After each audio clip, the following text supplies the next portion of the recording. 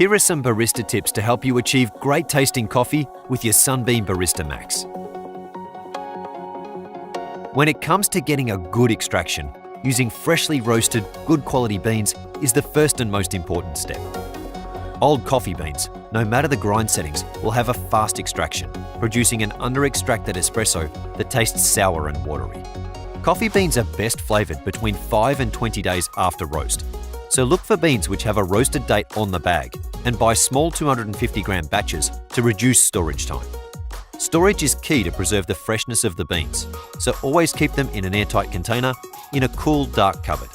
Fill the tank with filtered water for better tasting results. Fine-tune the grind size until it's just right, not too coarse or too fine.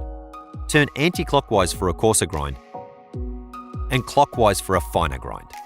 Once you have perfected your grind settings, fill the filter basket to the right amount.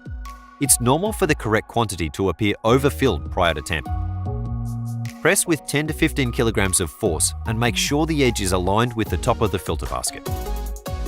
Now it's time to evaluate the quality of your extraction.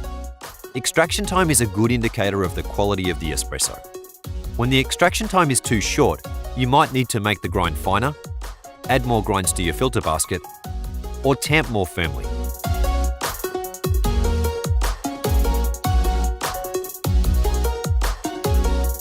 When the extraction time is too long, you should make the grind coarser, use less grinds, or try tamping more softly.